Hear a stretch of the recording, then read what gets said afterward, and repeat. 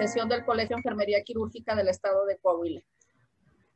Muchas gracias, doctor Eric Lara. Le agradecemos el que haya aceptado nuestra invitación a participar en nuestra sesión del colegio. El doctor Eric Lara es coordinador de ginecología y obstetricia en el ISSSTE, ginecólogo obstetra egresado del Hospital Materno Infantil de Durango, jefe de residentes del Hospital Materno Infantil en el año 2018 en la ciudad de Durango, y está como responsable estatal del Comité de Prevención Estatal y Seguimiento de la Morbilidad y Mortalidad Materna Perinatal en el estado de Coahuila de Zaragoza. En esta tarde nos va a compartir la sesión de protocolo de atención SARS-CoV-2 y embarazo. Bienvenido, doctor. Le cedo la palabra. Bueno, pues antes que nada quiero agradecerles por la invitación. Espero que podamos llevarnos un poquito de algo de conocimiento sobre lo que es la atención en la paciente embarazada en el ámbito que estamos viviendo actualmente sobre lo que es la pandemia de este coronavirus. Gracias a todos también por su atención. Para mí es muy grato poder estar aquí con ustedes y compartir un poquito.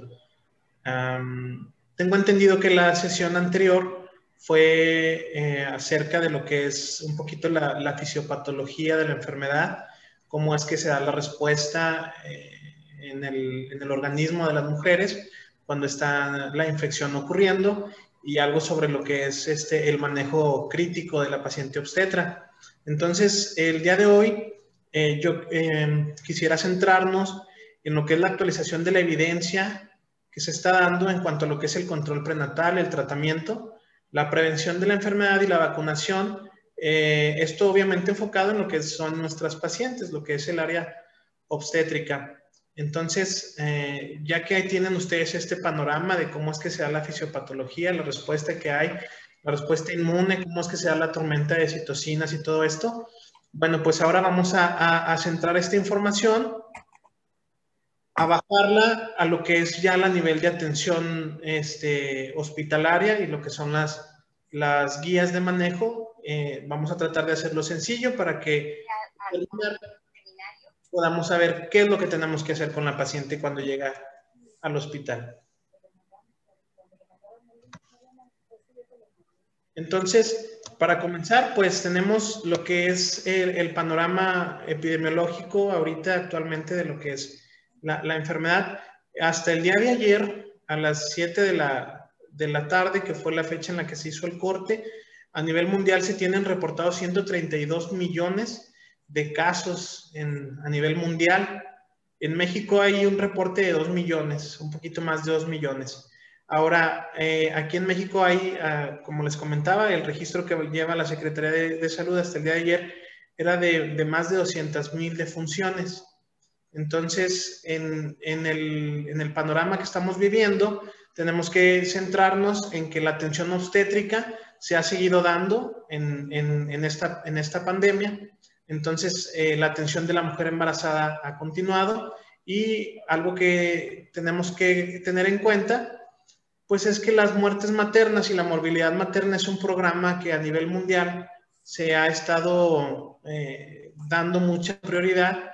Hay unos acuerdos que se hacen en las reuniones que se tienen en la Organización Mundial de la Salud, de los cuales México es participante.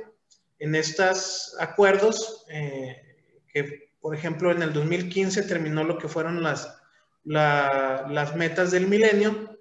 Una de esas metas se hablaba pues precisamente de reducir lo que eran las muertes maternas en los países. Para cuando se hizo ese corte no se logró esa disminución, y ahora en este contexto de la pandemia las muertes maternas se han disparado. ¿Por qué nos llama tanto la atención las muertes maternas en el área, en nuestra rama que es la obstetricia? Sabemos que ocurren muchas defunciones en otras áreas, medicina interna, las terapias intensivas que está viendo. Si recordamos, pues el grueso de la crisis que se está viviendo, pues es en personas de la tercera edad, en adultos mayores, en pacientes que tienen otras comorbilidades, pero tenemos que voltear a ver la atención obstétrica. ¿Por qué? Bueno, pues porque las muertes maternas han servido como un indicador para medir el bienestar de una población, para medir el desarrollo que tiene una sociedad. Entonces, desde antes de que esto ocurriera, ya se tienen programas bien establecidos. Incluso México a nivel mundial es uno de los países que tiene más bien estructurado estos programas, en los que hay incluso una búsqueda intencionada y reclasificación de las muertes maternas.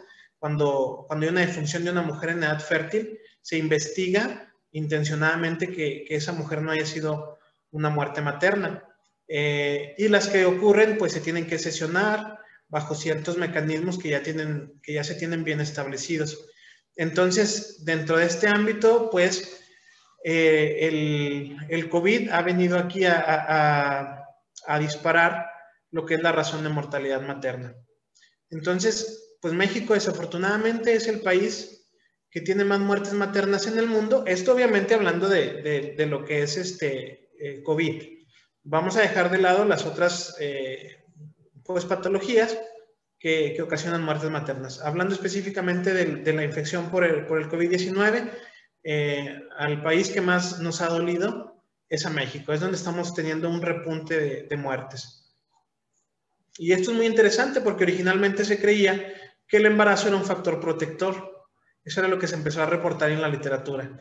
Que pues si todo el meollo del asunto, como vieron en temas anteriores, era la tormenta de citocinas que el sistema inmunológico estaba teniendo, pues era lógico pensar que la mujer embarazada, en el cual su sistema inmune ha sufrido una serie de cambios por el embarazo, pues ella debería estar protegida.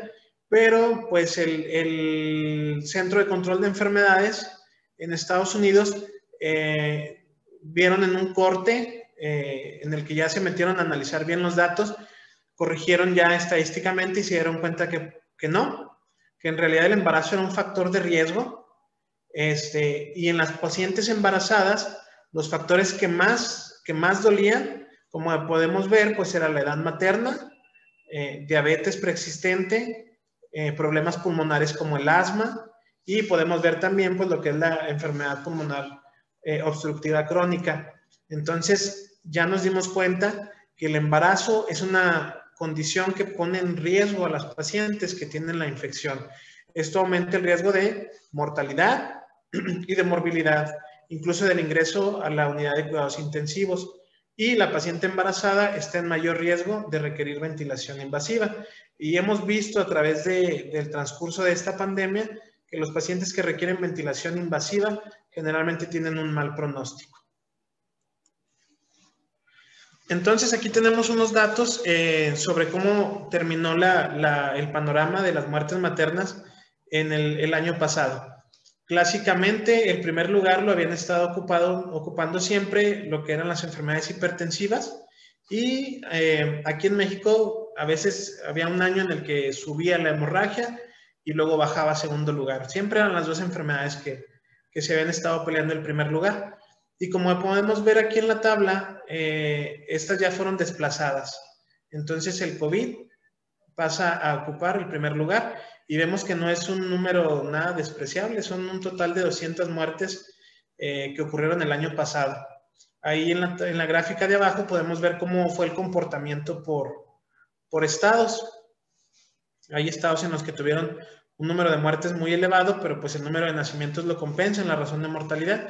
Entonces vemos los estados en los que tuvieron una razón de mortalidad materna muy alta, 82, 80, y vemos que pues hay un repunte en lo que es la razón de mortalidad materna del año pasado. Y entonces hacemos un comparativo entre la semana epidemiológica que pasó hace 2-3 semanas. Esta gráfica está un poquito atrasada, es de mediados de marzo. Fue cuando me invitaron a dar la plática y fue cuando preparé los datos. Entonces no está actualizada la semana epidemiológica actual, pero esta es del mes de marzo. Entonces hacemos un comparativo entre la misma semana epidemiológica del 2020 con la del 2021.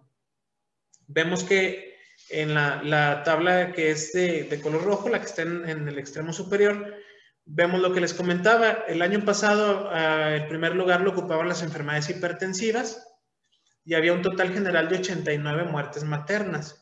Vemos el comportamiento también por los estados. Y pues llama mucho la atención ver que para la misma semana epidemiológica, pero de este año, tenemos un total general de 182 muertes maternas, o sea, pues casi 100 muertes más. Y vemos nuevamente que los dos primeros lugares los están ocupando nuevamente pues lo que es el COVID confirmado y la sospecha, que muy seguramente pues sí lo fue. Entonces, ¿cuál es el objetivo de este lineamiento? Este lineamiento que vamos del que vamos a hablar el día de hoy es un lineamiento que se publica a través de los colegios de ginecología de aquí del país en base a lo que es la actualización que hace el Grupo de Investigación Iberoamericano, en el que se buscan pues ya los datos actuales sobre lo que se está haciendo, pues para tratar de unificar criterios y que todos hablemos de lo mismo. Entonces, pues, tenemos que el objetivo, pues, de este lineamiento, de este protocolo de actualización, como se marca ahí, está textual, es, pues, precisar las estrategias y las líneas de acción para la prevención, el diagnóstico y el tratamiento oportuno. Hay una metodología, como les comentaba al principio, en el que se aborda cuando hay una muerte materna, cuando hay una morbilidad extrema incluso, en el que nos marca que hay ciertas demoras que están bien descritas, demora en la atención, demora en que la paciente busque la atención, demora en llegar al servicio de salud y demora en hacer el diagnóstico. Entonces, este lineamiento va enfocado en que el personal de salud tengamos bien preciso lo que tenemos que hacer cuando llega nuestra paciente. De esta manera, pues vamos a ver que hay cosas muy sencillas que a veces hacen la diferencia. ¿Qué justificación tenemos o se da para hacer este protocolo de atención en el que participan varios expertos? Bueno, pues como platicábamos, ya demostramos que el embarazo es un factor de riesgo ya bien establecido. Sabemos que las pacientes embarazadas están en riesgo de complicarse. Entonces tenemos que estar bien alertas y bien atentos para poder actuar antes de que el panorama ya sea catastrófico. Porque recordemos que estamos ante dos pacientes, lo que es la madre y lo que es la salud del feto. Entonces, el manejo oportuno, la hospitalización oportuna, saber lo que tenemos que hacer antes de que se complique la paciente, puede salvar la vida de los dos. Ha estado establecido ya lo que es el triage. El triage obstétrico, ese tiene años que se estableció, que se publicó el protocolo para tener el triage obstétrico en los hospitales. Entonces, lo único que vamos a venir a hacer con nuestras pacientes, pues es reforzarlo, reforzar el triage. Y aquí vamos a tener 3 puntos fundamentales, que es como se los estoy marcando aquí en rojo. Identificar, evaluar y clasificar. Esos son los 3 primeros pasos que tenemos que hacer. Primero que nada, pues, saber cuál es paciente sospechosa. Segundo, vamos a evaluar cómo está, determinar el riesgo obstétrico que la paciente tiene, y entonces vamos a saber si tenemos que referir o no. Y ya que hicimos eso, pues vamos a clasificar a la paciente según su gravedad para poder echar a andar toda la batería del sistema de salud que tenemos, del equipo multidisciplinario, de los auxiliares diagnósticos y todo lo que tengamos a la mano para saber a qué paciente sí y a qué paciente podemos darle un manejo más conservador. Porque luego pasaba al principio, pues que no sabíamos, ¿se tiene que ingresar la paciente o no se tiene que ingresar? Y entonces surgían preguntas incluso que tuvimos ahí en nuestra unidad hospitalaria, en la que decíamos, bueno, ¿se ingresa? ¿Se ingresa dónde? ¿Se ingresa a toco? ¿Se ingresa a piso? ¿Se ingresa a área COVID? ¿Se ingresa a terapia intensiva? Entonces teníamos como que esa disyuntiva de que no sabíamos. Y luego el internista decía, no, pues va a pasar a piso. Y nosotros decíamos, bueno, pues es que esta paciente tiene que estar en un área más crítica, debería estar en terapia intensiva. Y entonces surgía esta serie pues de no haber una unificación de criterios, y lo que pasaba es que las pacientes se iban deteriorando, algunas incluso en casa y regresaban pues ya más graves, y había pacientes que estaban hospitalizadas sin razón. Entonces vamos a ver. Primero, ¿qué es una paciente sospechosa? Porque pues comentábamos en la diapositiva anterior, primero tengo que identificar. ¿Y cuáles son los criterios para saber qué es una sospecha? Bueno, desde octubre del año pasado se publicó lo que eran las definiciones. Entonces vamos a definir a la paciente sospechosa en base a dos métodos. Uno, la que es la sospecha por el cuadro clínico y lo que es la sospecha por el contacto. Entonces, ¿cuál es la sospecha por cuadro clínico? Bueno, pues se define como aquella paciente que en los últimos 10 días ha presentado al menos alguno de los siguientes síntomas mayores, como son tos, fiebre, cefalea o disnea, incluso siendo la disnea pues un dato de gravedad, como vamos a ver ahorita más adelante. Y estos síntomas tienen que estar acompañados al menos de uno menor, como lo son las mialgias, las artralgias, el ataque al estado general, oinofagia, escalofríos, rinorrea, anosmia, etcétera. Todos los que se han venido manejando desde el inicio de la epidemia. Entonces, cuando yo tengo una paciente que está embarazada y que nos comenta que en los últimos 2 días tuvo un síntoma mayor o un signo mayor con algún síntoma menor, entonces tenemos que considerarla como que es sospechosa por cuadro clínico. Pero, si esta paciente no tiene ninguna sintomatología, pero se puede verificar que ella ha tenido contacto cercano con alguien que ha sido confirmado con el COVID, ¿y cómo se define un contacto cercano? Bueno, pues que haya estado en menos de 1,5 metros durante 15 minutos con esta persona. Entonces estamos hablando de una persona que es sospechosa por contacto. Estas son las definiciones operacionales.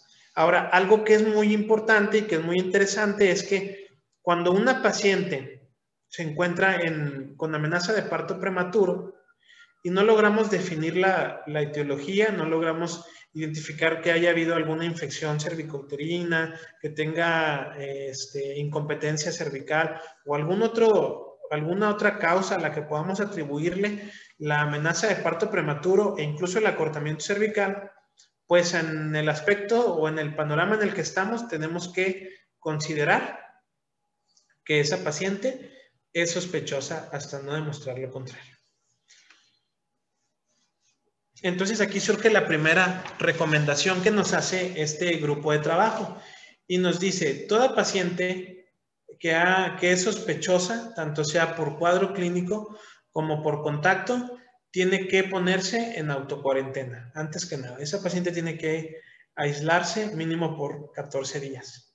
Y, como vamos a ver ahorita más adelante, toda paciente embarazada, al tratarse de un grupo vulnerable y de factores o de ser muy predisponente a complicarse, ser un grupo de riesgo, tiene que hacerse la prueba para COVID. Tiene que hacerse la prueba y de preferencia la PCR. ¿Qué sería el siguiente paso? Ya tenemos la definición de sospechosa. Entonces yo ya puedo clasificar y decir esta paciente es sospechosa, esta paciente no es sospechosa, esta continúa normal. Pero cuando yo tengo ya la sospechosa, digo, bueno, ¿qué sigue? Pues tengo que hacer el diagnóstico. Entonces viene la pregunta, ¿cómo y cuándo? Entonces, como comentábamos hace un momento, toda paciente con sospecha tiene que hacerse la prueba diagnóstica.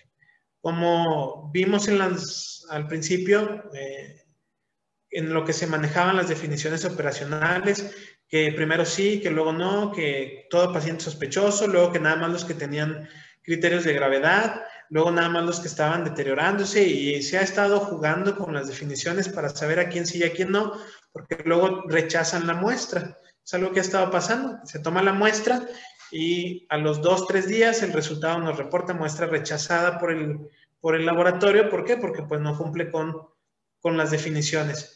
Entonces en la paciente embarazada es diferente. Paciente embarazada que sea sospechosa tiene que hacerse la prueba diagnóstica y la cobertura tiene que ser en el 100% de las pacientes sospechosas. No se vale que yo tenga una paciente que sea sospechosa y le diga váyase a su casa. Ahí ya tengo que tomar la prueba y entonces sí decir hay que ir y guardar la cuarentena en casa en lo que esperamos los resultados.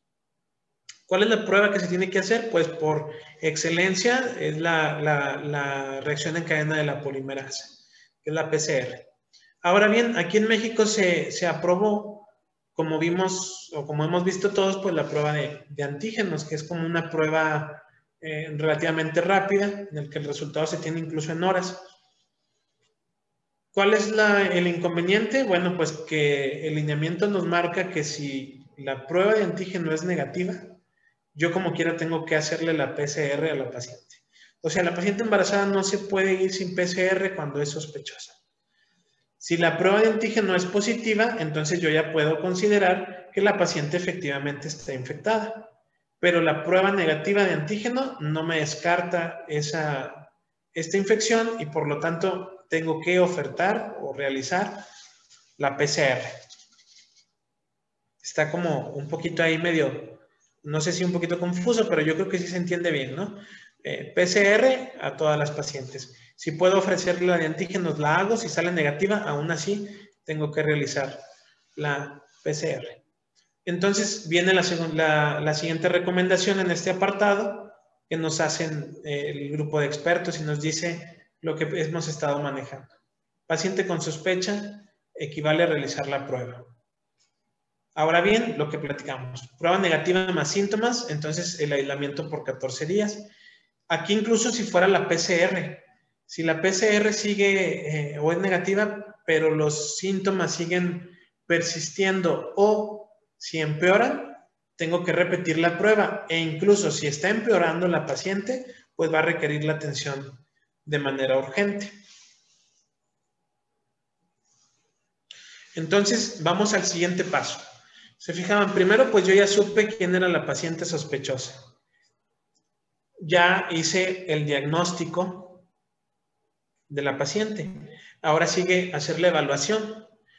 Vamos a empezar a evaluar a nuestra paciente. Entonces, lo primero y lo más importante, tiene que ser en un área especial. Estas pacientes no deben de ser manejadas en donde se está manejando el resto de la población.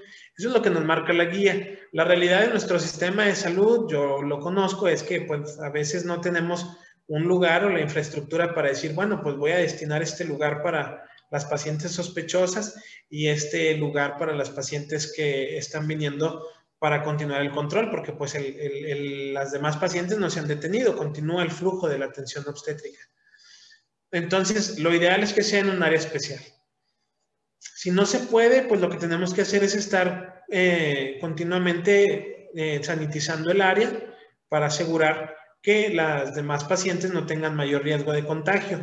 Aún así, al final de la experiencia que se ha tenido dando y que nos comenta, es que las pacientes no están, o sea, no existe un riesgo realmente de aumento del riesgo de contagio por llevar control prenatal. Es decir, las pacientes tienen que continuar llevando su control. Nosotros somos los que tenemos que asegurarnos de que el riesgo de contagio para nosotros como personal de salud no aumente ni tampoco para ellas. ¿Y esto cómo lo vamos también a reforzar? Bueno, pues el equipo de protección debe ser usado en todo momento, tanto por el personal de salud como por las pacientes que están acudiendo a valoración. Entonces vemos aquí un ejemplo que tenemos de un médico que está con su equipo de protección. Él está en el área donde se está valorando continuamente el flujo de pacientes obstétricas. Vemos que él porta completamente todo el equipo de protección, los guantes, las botas, su careta, sus gogles. Y vemos que la paciente pues viene con su cubrebocas y su careta. Ahora, ¿qué más vamos a hacer aquí en la evaluación inicial? Pues el riesgo obstétrico. Hay que recordar que ahorita pues no todo es COVID, entonces las pacientes siguen complicándose por hemorragia, por preeclampsia, por sepsis, por todas las demás patologías que pueden complicarse. Entonces tenemos que clasificar este riesgo obstétrico. Ahorita más adelante vamos a ver cómo se hace. Hay un ejemplo de la valoración que se debe de hacer en el triage. Entonces, la paciente tiene que tener igual su historia clínica, su exploración física completa, y aquí es muy importante pues no obviar la oximetría de pulso y sus signos vitales. y pues echar mano si tenemos de los exámenes de auxiliares diagnósticos, tanto de laboratorio como de imagen. Aquí estamos hablando ya enfocados en las pacientes que son confirmadas de COVID. Por eso vemos que nos marca que la oximetría de pulso y los signos vitales son muy importantes y no los debemos de dejar a un lado. Pues esta es la hojita del triage obstétrico, la que vemos de colores rojo, amarillo y verde. Esa es la hoja que marcan. Cada hospital tiene obviamente una adaptada para ellos, pero son los signos y los síntomas que se marcan o que deben de estar incluidos en todos los sitios de triage que las unidades deben de contar. Y vemos ahí pues que nos habla sobre la hemorragia, si ha presentado crisis convulsivas, cómo están la coloración de la piel, la respiración de la paciente, si tiene cefalea o no, los signos vitales, como lo es la tensión arterial, la frecuencia cardíaca, el índice de shock, la temperatura, y ahí vamos a clasificar a la paciente. Es importante seguir haciendo esto por lo que les comento. La paciente que viene por COVID puede traer de trasfondo una preeclampsia severa, puede traer de trasfondo una placenta previa, puede traer de trasfondo otra patología. Y si nosotros vamos a estar centrándonos únicamente en que todo es COVID, pues vamos a dejar pasar de lado las demás condiciones que nos pudieran agravar el embarazo, y esto nos va a dar un repunte de otras complicaciones que se pudieron haber evitado. Entonces, esa es la hoja de triage y tenemos aquí que la valoración inicial son los siguientes parámetros los que tenemos que ver. Viene incluidos, si se fijan, los tiempos de coagulación, viene incluida la radiografía de tórax, vienen incluidos, por ejemplo, el fibrinógeno y los marcadores que tenemos, como el dímero D, marcadores de coagulopatía, porque como comentaba al principio, pues estamos enfocándonos ya de este lado a lo que es la paciente que es diagnosticada con COVID. Entonces, siguiendo el camino, un camino imaginario ahorita que hubiera hecho una paciente que llega al hospital, entonces ella llega y comenta, pues vengo porque he tenido fiebre y he tenido tos. Entonces es una paciente sospechosa por cuadro clínico. Siguiente paso es hacer el diagnóstico. Entonces, como cumple con la definición operacional, tengo que tomar la prueba PCR para COVID. Siguiente paso es, pues no la voy a dejar ir simplemente así. Tengo que aplicar mi hoja de triage, tengo que hacer la valoración inicial de los parámetros que voy a evaluar y tomarle sus laboratorios, tomar la radiografía, tomar su hemocultivo, y todo esto se tiene que hacer porque, como comentábamos, pues la paciente obstétrica, ella está en mucho riesgo de complicarse antes de que la dejemos ir.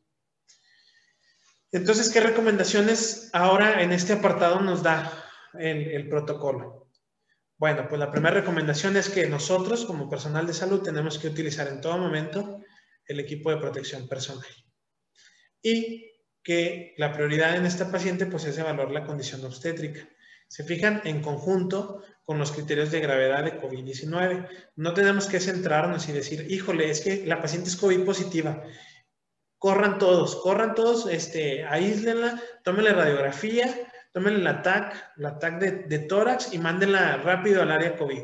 Y entonces la paciente ya no supimos si el embarazo está en anidramnios, si la placenta está previa, si la presión arterial nos da para una preeclampsia. Entonces ya perdimos ahí esa oportunidad.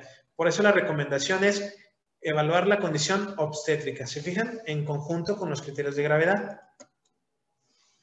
Ahora bien, ya apliqué la tabla de triage, ya tomé los laboratorios. Entonces, ¿qué sigue? Bueno, pues vamos, como veíamos al principio, sigue clasificar. Vamos a clasificar a la paciente en base a los criterios de gravedad. Entonces, hay una escala que se ha estado utilizando, que se utilizó, que es la del CURB 65. Esa escala se utilizó para los pacientes que estaban con infección por COVID en población general. La escala CURB 65 nos mide lo que es la conciencia, la urea o el nitrógeno ureico, las respiraciones, y la B, la última B, es la presión arterial, de blood pressure. y 65 por la edad. Entonces, esos son los parámetros que se evalúan en un paciente de población abierta. Si se fijan, pues aquí tenemos la misma escala, pero modificada. ¿Por qué? Pues obviamente no vamos a tener una paciente de 65 años embarazada. Entonces vamos a mover algunos parámetros, algunos criterios para las pacientes obstétricas. Y aquí son los siguientes: hipoxia, confusión, urea, las respiraciones que sean mayores de 30 y los datos de alarma obstétrica. ¿Se fijan? Entonces sustituimos la edad, pero mantenemos las respiraciones igual, mantenemos la urea, mantenemos el estado de conciencia y también modificamos la TA. ¿Por qué? Porque pues la TA ya va incluida en lo que son los datos de alarma obstétrica y lo modificamos pues por la hipoxia.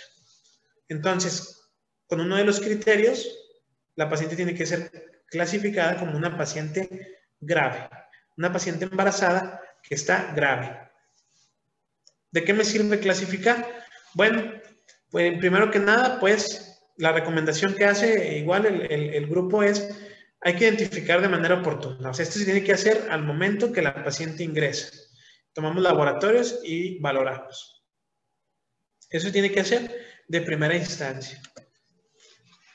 ¿Por qué? Bueno, porque una vez que hemos clasificado a la paciente en grave y no grave, entonces ya viene el manejo. No es lo mismo manejar a una paciente grave, obviamente, a una que no está grave. Entonces, las pacientes que no cumplen con criterios de gravedad tienen que tener aislamiento en casa. Como habíamos comentado, al principio dijimos, pues el aislamiento es por 14 días. Y durante esos 14 días, pues la paciente va a estar con medidas generales que son abundantes líquidos, reposo relativo, la ingesta, como habíamos visto, de multivitamínicos, de ácido fólico, todo lo que hemos visto en la atención prenatal que todos conocemos desde antes. Y el manejo farmacológico que esta paciente puede tener en casa sigue siendo el paracetamol para los síntomas. No amerita, como hemos visto, que la dexametasona, que hubo una fiebre por recetar dexametasona, se acabó en las farmacias. Batallamos después para dar los esquemas de maduración, porque hubo una fiebre, si se acuerdan, con la cloroquina, con la dexametasona, también con el papel de baño, si se acuerdan, algo muy llamativo fue la fiebre de la pandemia, ¿no? Entonces, farmacológicamente lo que podemos darle a la paciente es paracetamol únicamente. La autoevaluación: la paciente tiene que conocer los datos de alarma para que ella en casa se esté autoevaluando. En el protocolo viene una tabla que vamos a ver ahorita más adelante, en la que la paciente va marcando cómo ella misma se va evaluando. ¿Y para qué sirve esto? Bueno, pues porque se activó una línea telefónica para dar seguimiento epidemiológico remoto. Entonces las pacientes pueden llamar ahí y estar comunicando cómo es que ha estado su evolución y su seguimiento obstétrico remoto también. Lo ideal es que la unidad se comunique con ella y estén en contacto para saber cuál ha sido la evaluación. Al principio les comentaba que hay programas ya bien establecidos para lo que es la prevención de las muertes maternas. Entonces la Secretaría de Salud incluso tiene un programa que es un financiamiento incluso del gobierno federal paralelo a lo que es el presupuesto de los programas de salud, que es el CIAFASPE.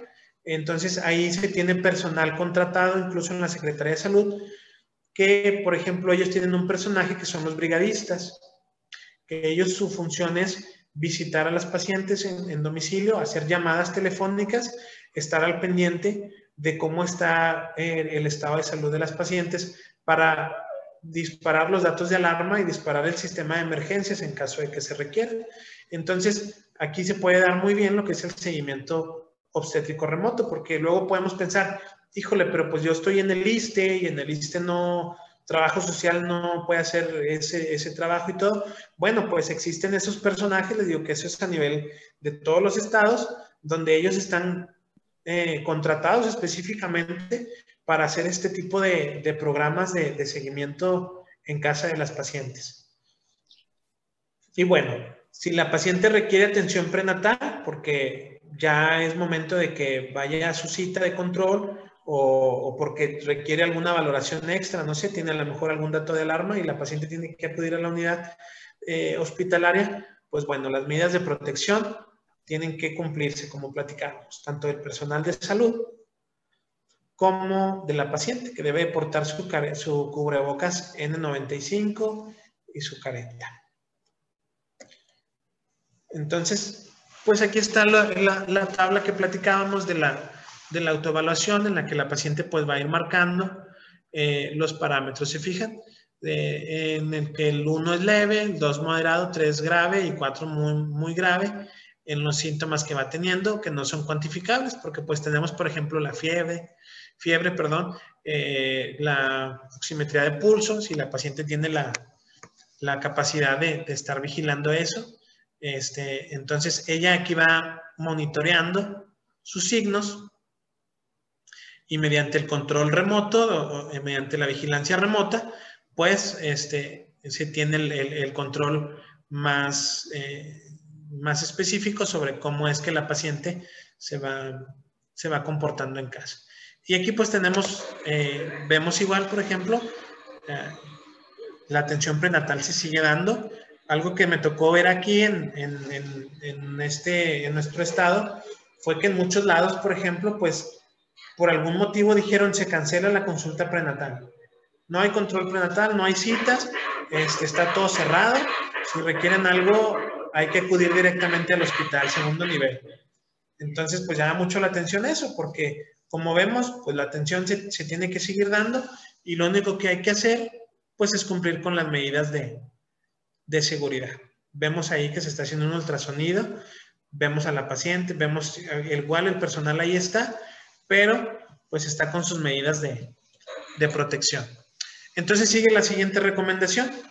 El seguimiento de la paciente no grave es de manera ambulatoria, con el automonitoreo por la paciente. Obviamente antes tenemos que educar a la paciente, explicarle lo que tiene que identificar y pues que ella sepa qué hacer en caso de que se esté deteriorando o esté presentando alguna complicación.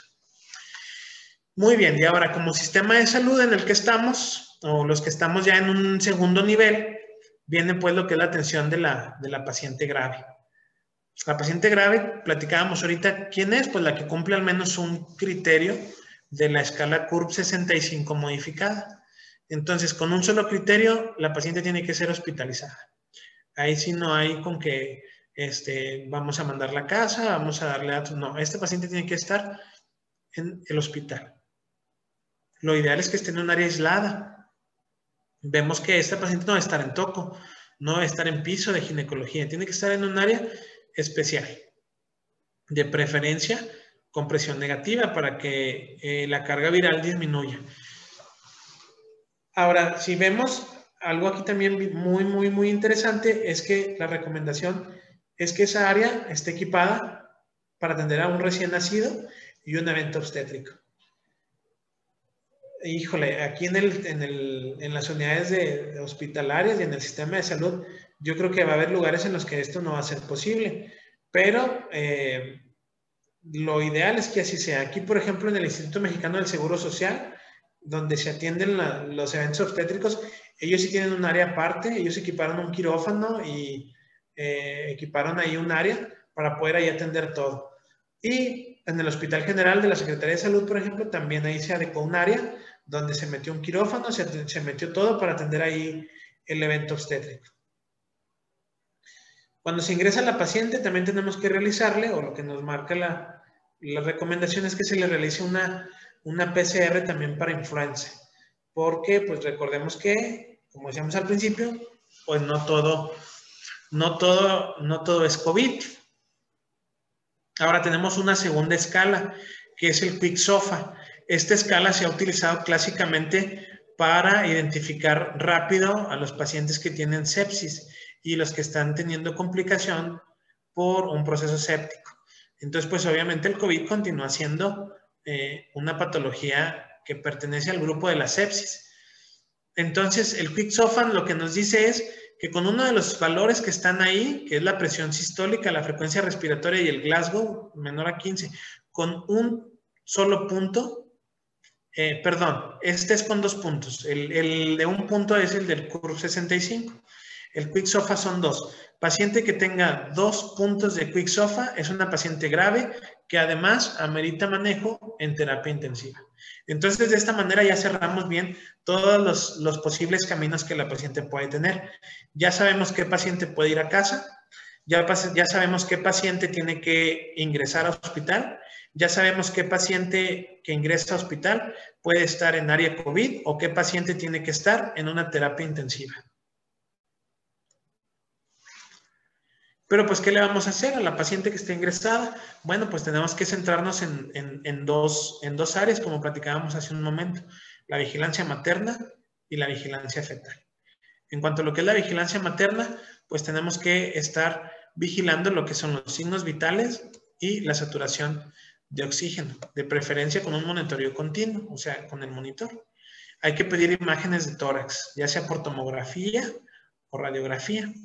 Incluso si ahí tenemos disponible lo que es el ultrasonido de pulmón, también podemos echar mano de él. Entonces, vamos viendo pues ya a quién se le tienen que ir tomando los estudios de imagen y no a todo mundo. Una de las complicaciones que hemos visto por el COVID pues son la trombosis. Entonces, de por sí, la mujer embarazada, debido a los cambios fisiológicos que ha tenido, está en un estado procoagulante, pues el COVID viene a empeorar ese estado y entonces tienen mucho riesgo de presentar trombosis. Por este motivo está indicado el usar heparina de bajo peso molecular en dosis profiláctica. La heparina de bajo peso molecular no está contraindicada en el embarazo. Se puede usar, se ha usado desde antes para otros problemas y entonces en el COVID la podemos seguir usando. Y vemos que aquí sí está indicado ya lo que es la dexametasona, que son 6 miligramos vía intravenoso o intramuscular. Estos son diarios. ¿Por cuánto tiempo? Bueno, pues podemos utilizarlos por 10 días o hasta que la paciente haya egresado. Y tenemos un antiviral que aquí sí está autorizado para el uso en las pacientes, que es el Remdesivir. Pues la verdad es que está un poquito caro, cada ampolleta cuesta como 8,000 pesos. Entonces hay que utilizarlo de 5 a 10 días y vemos que no todas las unidades, no todos los hospitales pues van a contar con él y no todos los pacientes van a tener la capacidad de tenerlo, pero si se tiene a la mano pues hay que usarlo. Y el sistema de alarma obstétrica temprana modificada, que es esta tabla que tenemos aquí a un lado, que es el MEUS, en el que nos empieza a marcar algunos parámetros como son la frecuencia respiratoria, la saturación de oxígeno, el hecho de que la paciente requiera oxígeno suplementario, la temperatura, la tensión arterial. Entonces, vamos a ver que cuando tengamos 5 puntos en esta escala, entonces la paciente se está deteriorando y esto nos lo va a marcar de manera temprana. ¿Qué hay que hacer? Pues activar el equipo de respuesta inmediata y la paciente tiene que ser valorada por el equipo multidisciplinario, por los intensivistas, por el neumólogo, por los internistas, por si tenemos a la mano médicos del área de obstetricia crítica o intensivistas en su caso, pues tiene que ser valorada por ellos. Los médicos de imagen pues tienen que acudir inmediatamente para tomar las imágenes en caso de que no se cuenten. Y los pediatras también tienen que acudir a ver a esta paciente. ¿Por qué? Pues porque tenemos que platicar con ellos cuáles son las condiciones también pues del bebé, del feto. La valoración del feto continúa siendo la frecuencia cardíaca fetal una vez por día y si se tiene el ultrasonido disponible, pues valoración diaria. En caso de que el nacimiento sea inminente, como veíamos al principio, el COVID puede dar amenazas de parto prematuro. Entonces, cuando es un embarazo menor a 34 semanas de gestación, hay que aplicar un esquema de maduración pulmonar. Aquí hay que estar bien al pendiente porque el esquema de maduración pulmonar pues es con esteroides. Entonces, la dexametasona es uno de los esteroides que utilizamos a dosis de los 6 miligramos. Entonces, si está en esquema de maduración pulmonar, vamos a detener lo que es la dexametasona, vamos a completar el esquema y una vez que hayamos terminado el esquema de maduración, vamos a reiniciar la dosis de dexametasona que se tiene contemplada. Entonces, recomendaciones en cuanto a lo que es Las pacientes graves, pues la paciente tiene que ser valorada por el equipo multidisciplinario en un hospital COVID y la vigilancia debe de ser estrecha tanto para la madre como para el feto. La vigilancia de los parámetros clínicos tiene que ser mínimo cada 4 horas. Veíamos al principio, si tiene oximetría, pues esa debe ser continua. Y como la complicación que vamos a tener es las trombosis, pues la enoxaparina tiene que utilizarse incluso por lo menos 2 semanas posteriores al parto. Tenemos a la mano algunos otros medicamentos que son anticoagulantes, como por ejemplo el rivaroxaban, que se ha estado utilizando también, pero si no hay, la enoxaparina continúa siendo un medicamento muy eficaz y de elección. Ahora bien, ¿cuándo vamos a interrumpir el embarazo? ¿Y le vamos a dar parto o la vamos a operar? ¿Qué vamos a hacer?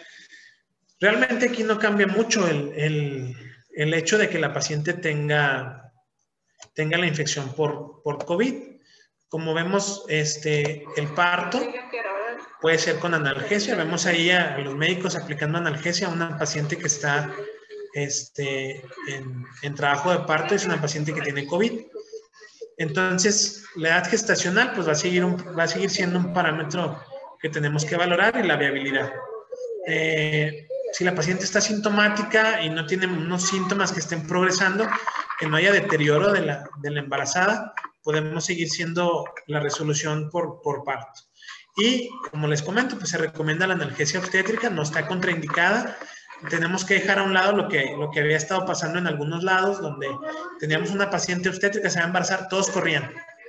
Casi que la paciente se quedaba ahí aislada, sola, en un área, en lo que veíamos quién iba a entrar, quién no, si le íbamos a dar parto, y luego terminábamos operando pacientes simplemente por el hecho de decir, es que es COVID, entonces pues vamos a entrar, la operamos, hacemos la cesárea en 1 hora y salimos, y así disminuimos el tiempo. Entonces pues vemos que la recomendación sigue siendo que si hay condiciones para parto, pues que sea parto. Ahora bien, la cesárea, ¿cuándo la vamos a hacer? Nos vemos aquí también del lado derecho, miren, ahí se está teniendo un parto de una paciente COVID. El personal tiene el equipo de protección, la paciente está pujando ahí para el nacimiento del bebé. Entonces, la cesárea es cuando la condición materna se está deteriorando, por ejemplo, cuando hay un shock séptico, cuando hay una insuficiencia respiratoria o falla orgánica, ahí sí se está bien justificado, pues porque el trabajo de parto es una condición que pone a la mamá en una serie de cambios fisiológicos, en el que hay sobrecarga del miocardio por cada contracción, en el que la oxigenación está siendo modificada. Entonces, ahí sí lo ideal es pues no someter a ese estrés al organismo de la madre y pues resolver mediante cesárea. Y pues las indicaciones obstétricas siguen siendo la misma, ¿no? Un estado fetal no tranquilizador, o 2 cesáreas, una cesárea iterativa, una placenta previa, una no progresión de trabajo de parto. Las que clásicamente se han utilizado, pues esas van a seguir siendo indicaciones para resolver el embarazo vía cesárea. Entonces, las recomendaciones que tenemos aquí es el pinzamiento igual debe ser retardado. No porque la paciente es COVID, podemos acelerar el proceso. Tenemos que traer el equipo de protección y hacer lo que hemos hecho desde antes, el apego y la lactancia inmediata. Y el finalizar el embarazo se decide por las condiciones obstétricas y el deterioro materno-fetal, no solamente por el hecho de que la madre es COVID positiva. Entonces ya vamos terminando el camino de nuestra paciente embarazada, ya vimos las sospechosas, ya las clasificamos, ya hicimos la categorización, ya vimos quién se va a casa, quién se queda en hospital, ya vimos cuándo resolverlas. Y una vez que la paciente ya está en el puerperio, entonces la pregunta es, ¿qué vamos a hacer? Y aquí tenemos pues las recomendaciones, que no tenemos evidencia contundente. O sea, en el puerperio no sabemos si les va mejor si se quedan en el hospital, si van a casa, si no. Por lo tanto, la recomendación es que nos apeguemos a lo que dice la norma oficial mexicana 007, que es que la paciente en el puerperio tiene que ir a casa y debe de tener 2 citas en el puerperio, una de preferencia a los 15 días y otra al final del embarazo. Obviamente, en el puerperio también les damos datos de alarma a las pacientes en cuanto a la involución uterina, los loquios, la fiebre, todos los datos que ella debe de conocer, y aquí pues vamos a remarcar nuevamente los que son específicamente para la infección de COVID. Y veíamos al principio, o bueno, hace un momento les decía, bueno, pues hubo algunas unidades en las que dijeron, no, pues ahorita hay COVID, se suspende todo, cerramos la consulta, cerramos el control prenatal. Ya no hay control prenatal. Las pacientes llegaban directamente al hospital diciendo, pues es que no hay quien me ve en primer nivel. Entonces, las pacientes que no están infectadas tienen que seguir su control prenatal de manera normal. Por lo tanto, no se debe suspender la consulta externa en el área de lo que es el control prenatal. Vimos que al principio algunas áreas se cerraron de lo que no era urgente, nada más lo que era todo lo que no era urgente, o sea, lo que no era, lo que era consulta programada, y eso de otras áreas, hubo ahí cierta, pues, como se detuvo pues la consulta un poco, se resguardó algún personal de salud incluso, pero en el área obstétrica aquí no, esa tiene que seguir, tiene que continuar, y el área de triage, el área de emergencia obstétrica, 24 horas. ¿Qué podemos ofrecerle a nuestra paciente para tratar de prevenir que se deteriore? Pues la verdad es que tampoco hay mucha evidencia ahorita publicada. Vemos que salen artículos, vemos que se recomienda de repente que han encontrado que algún medicamento, que alguna recomendación, pero pues vemos que al principio vimos que esto era un metaanálisis, entonces el rey de todos los estudios es el metaanálisis. Entonces, no hay estudios controlados, no hay metaanálisis que nos digan bien qué es lo que funciona o no. Lo único que se ha visto es que el complejo de vitamina D, que es el CBD, de 2.000 a 5.000 unidades diarias, pudiera ser benéfico para evitar que haya complicación en la paciente obstétrica. Y obviamente, pues la vacunación. La vacunación es lo que ahorita nos está dando mayor esperanza a todos de que se logre abarcar a la mayoría de la población y esto nos dé un respiro en el sistema de salud. Entonces, no está contraindicada la vacunación de los que se han estado estudiando para las pacientes embarazadas. Vimos, por ejemplo, al principio que se había recomendado que si estabas embarazada no te vacunaras. Esa información después salió completamente falsa. La vacuna se le puede aplicar a las pacientes embarazadas. Y entonces, para terminar, tenemos el algoritmo de seguimiento, que es lo que hemos venido platicando todo este tiempo. La paciente embarazada con sospecha, que es con uno de los criterios mayores más uno de los menores, o por algún contacto cercano, entonces tiene que ser aislada, se tiene que tomar la muestra. Si hay alarma obstétrica, como clásicamente se ha manejado, lo de la disminución de los movimientos del bebé, dolores, salida de líquido, todo eso, se debe de acudir a la valoración del triage obstétrico, independientemente de la infección o de la sospecha por COVID. Debe de hacerse la valoración inicial en la que se toma la prueba, y si es temporada de influenza, pues se debe de añadir. Si la paciente está grave, debe de ser hospitalizada. Si no está grave, se maneja de manera ambulatoria. Si está grave y cumple con 2 criterios del PIC-SOFA, debe ser manejada en el área de cuidados intensivos. Si hay deterioro materno o fetal, debe de resolverse el embarazo. Si no, la paciente continúa en vigilancia. Si amerita esquema de maduración, se aplica.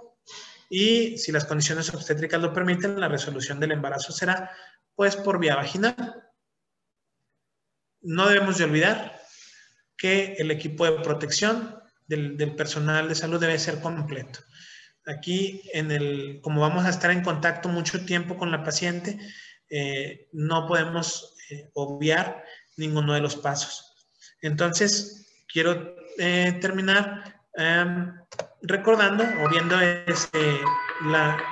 lo que es el equipo de protección. Si se escucha, espero que se escuche. Este video nos marca cómo se debe de aplicar el equipo. Hola, soy el doctor César Aguilar Torres, director electo de la región 3 de la FEMECOC. A continuación presentaremos un video tutorial sobre la correcta colocación y retiro de equipo de protección personal nivel 3 en pacientes obstétricas COVID-19.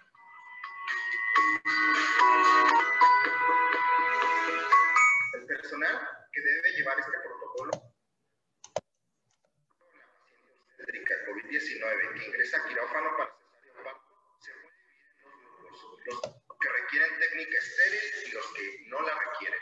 En el grupo de técnica estéril está el instrumentista, ginecólogo cirujano, ginecólogo ayudante, anestesiólogo y pediatra. Y en el grupo de técnica no estéril está el circulante interno y el circulante externo. En caso de parto, se omite el ginecólogo ayudante e instrumentista. El área destinada para colocación y retiro de vestimenta y equipo de protección personal se encuentra dividida en dos zonas, área limpia y área COVID-19. Al ingresar, debe estar sin objetos personales como teléfono móvil, plumas, pulseras, reloj, anillos o aretes. Si requiere lentes graduados, se debe saber que se dejarán en el momento de salir en un recipiente con sustancias antisépticas. Debe traerse puesto el uniforme quirúrgico limpio, gorro quirúrgico personal y botas quirúrgicas. En esta área debe estar asignada una persona supervisando que se haga la correcta colocación del equipo de protección personal. Debe contar con uniforme quirúrgico. La supervisora y el personal que van a entrar al quirófano deben revisar que el equipo personal de protección esté completo. Consiste en guantes, botas quirúrgicas, overol, bata quirúrgica, gorro quirúrgico, cubrebocas N95, gogles y careta. Para la colocación del equipo de protección personal, iniciaremos con el lavado de manos o limpieza con solución de alcohol etílico al 61%, con clorhexidina al 1%, con la técnica de lavado de manos durante mínimo 30 segundos. Colocar los guantes internos. Colocar el overol sin el gorro por el momento. Colocar las botas impermeables amarrándolas por encima del overol. El nudo del amarre debe ser fácil de retirar.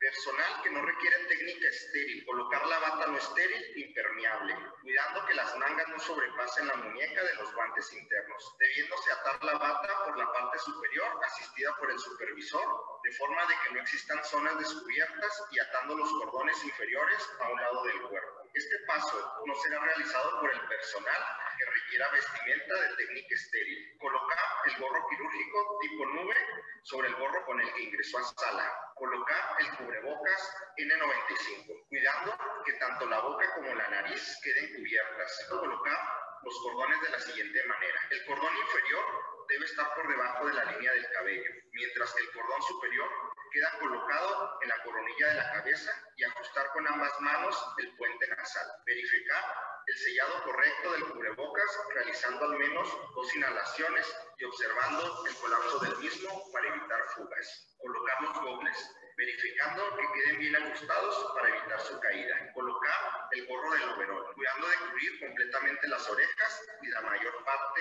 anterior del cuello. Colocar la careta, verificando que quede bien ajustada para evitar su caída. Personal que no requiera técnica estéril, colocar segundo par de guantes. Extender los brazos a 90 grados respecto al resto del cuerpo y realizar un giro de 360 grados para que el supervisor verifique que la colocación esté correcta del mismo equipo de protección. En sala quirúrgica, realizar lavado de manos o guantes. El instrumentista se colocará bajo la técnica estéril la bata impermeable y guantes estériles. La bata se sujetará solo por 2 puntos, a nivel de la parte posterior, con el velcro de la misma bata y con los cordones que se ajustarán bajo la técnica estéril a un lado del cuerpo. La instrumentista vestirá con la bata impermeable estéril y guantes a los médicos en el siguiente orden: anestesiólogo, ginecólogo cirujano, ginecólogo ayudante, pediatra. A este último se colocará 2 guantes, en total tendrá 3.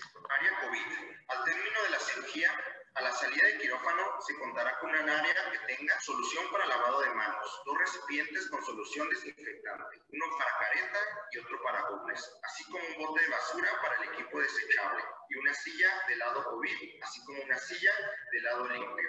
Pasos para retirar el equipo de protección personal. Este punto de la cirugía obstétrica en pacientes COVID-19 es el más crítico, debido a que realizar inadecuadamente el retiro de equipo de protección o la omisión de un paso podría llevar el riesgo de contaminación personal.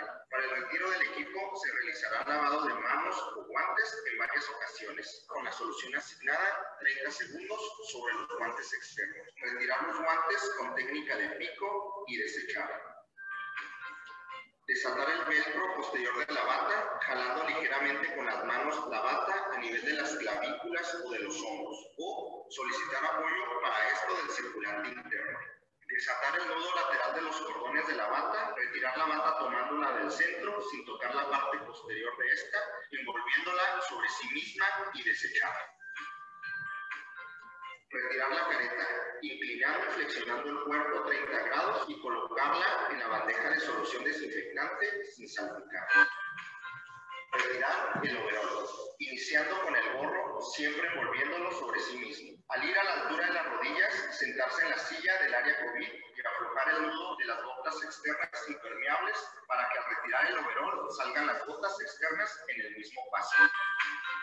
Retirar los dobles, recordando inclinar el cuerpo y flexionándolo 30 grados, tomando los dobles por la parte posterior y colocar en la bandeja con solución desinfectante sin salpicar. Retirar el cubrebocas N95, tomando primero el cordón inferior y pasándolo sobre la cabeza sin tocar el resto del cubrebocas y posteriormente con el cordón superior, cuidando de no tocar el cubrebocas y desecharlo. Retirar el gorro quirúrgico tomándolo de la parte superior y desecharlo. Continuar con el retiro de las botas quirúrgicas con las que se entró al área limpia. Aquí puede sentarse en la silla del área COVID. Retirar la primera bota con cuidado de no cruzar las piernas para no contaminar el uniforme quirúrgico y colocar el pie descubierto en el área limpia. Desechar la bota en el área sucia. Cambiar de silla. Retirar la segunda bota y desechar en el bote de la basura del área sucia. Retirar los guantes internos con la técnica de pico y desechar. Se ha terminado en este momento y se encuentra con la siguiente vestimenta: uniforme quirúrgico y gorro quirúrgico personal.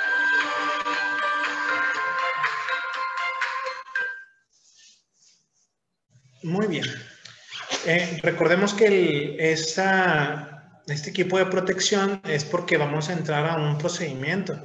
Si se fijaron, hay ciertas diferencias entre el equipo de protección que se utiliza para entrar al área COVID y este que es para entrar a un procedimiento quirúrgico de una paciente que esté infectada con COVID. Y pues bueno, eso sería todo de lo que es este protocolo de atención de la paciente que tiene COVID durante el embarazo. Estos son los pasos que nos marca que tenemos que hacer sobre qué paciente se maneja en casa, qué paciente ingresa y el algoritmo de atención.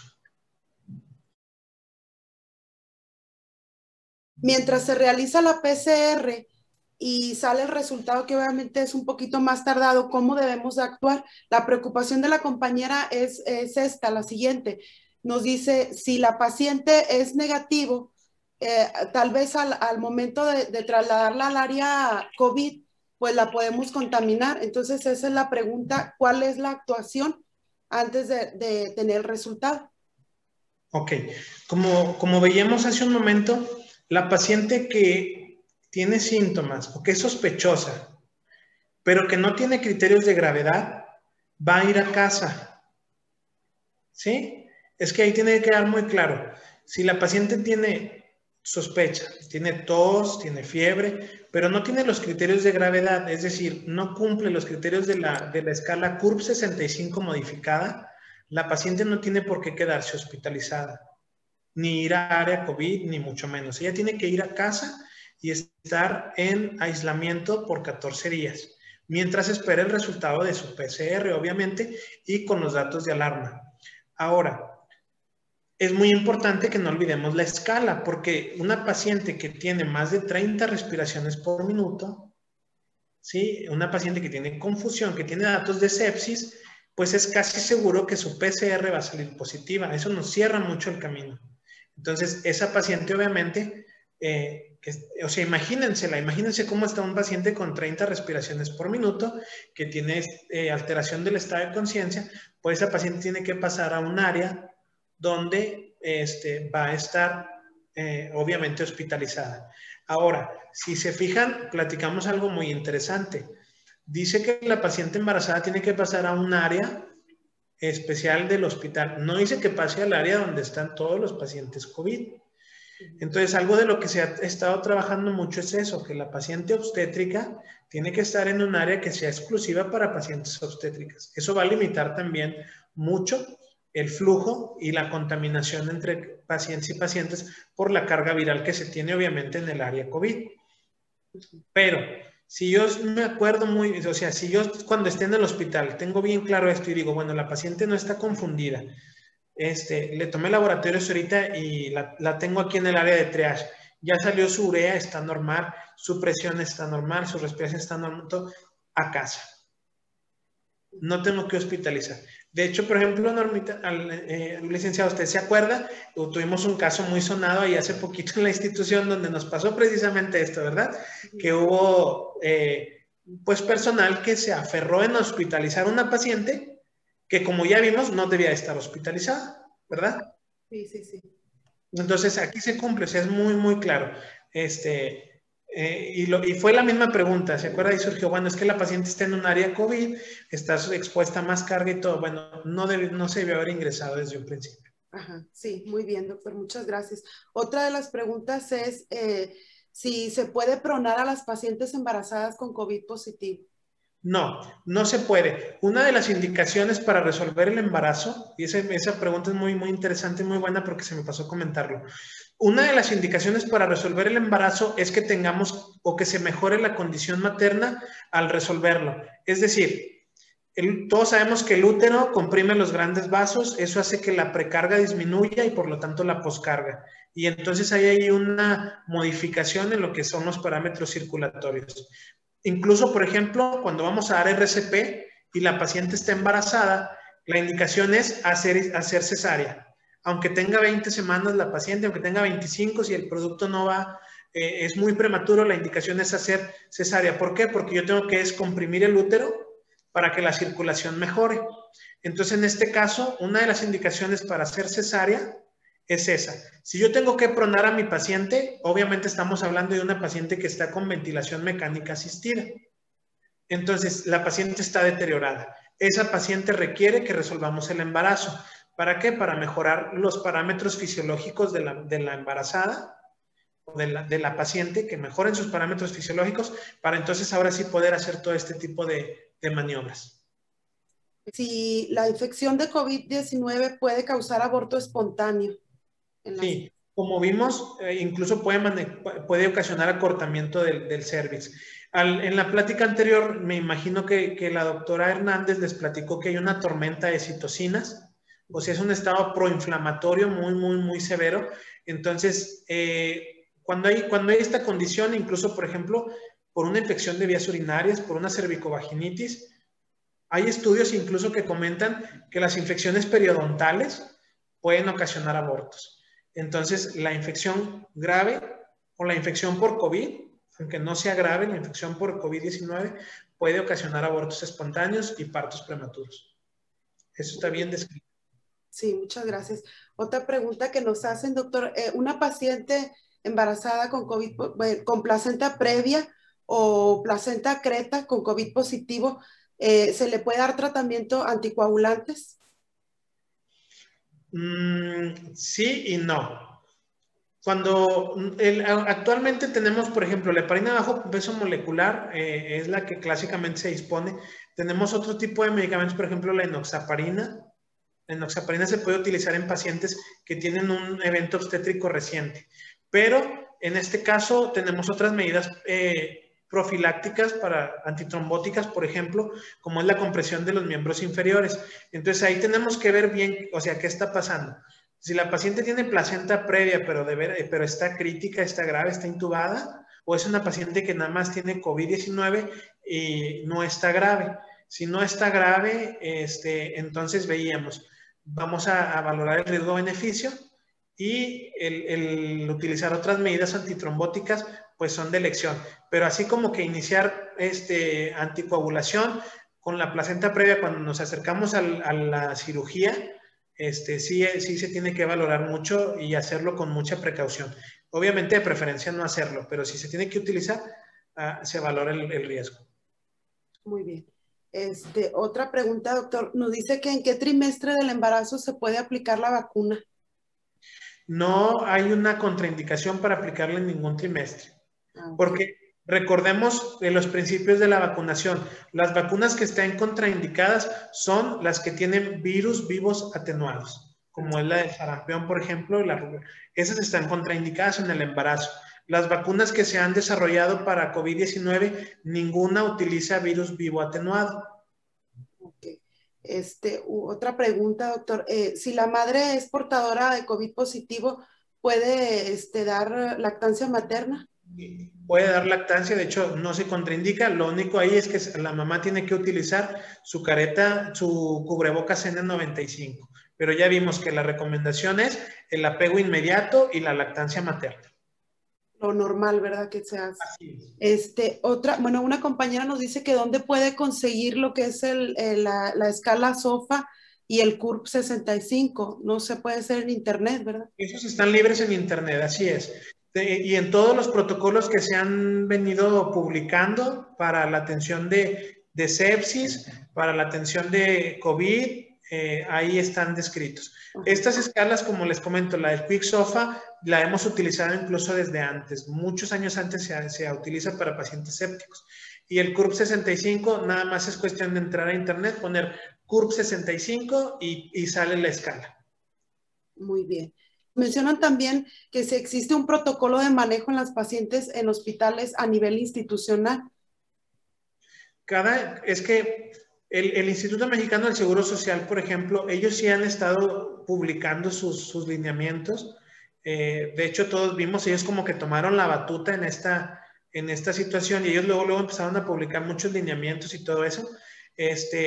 Lo ideal, como siempre y como platiqué al principio, cada unidad hospitalaria tiene que adaptarse a lo que tiene, ¿sí? Hay hospitales que van a decir, no, pues es que yo no tengo otra área, o sea, yo no tengo más camas, antes ya estaba saturado, ahorita estoy sobresaturado. Entonces, lo ideal siempre es que cada unidad, en base a estos protocolos generales, trabaje y adapte su unidad a lo que ellos puedan hacer. Pero si no, por ejemplo, no hay un protocolo de ISSSTE de paciente embarazada y COVID, por ejemplo. Lo que hacemos es buscar estos protocolos que son para todo el sistema de salud y adaptarlos a nuestra unidad.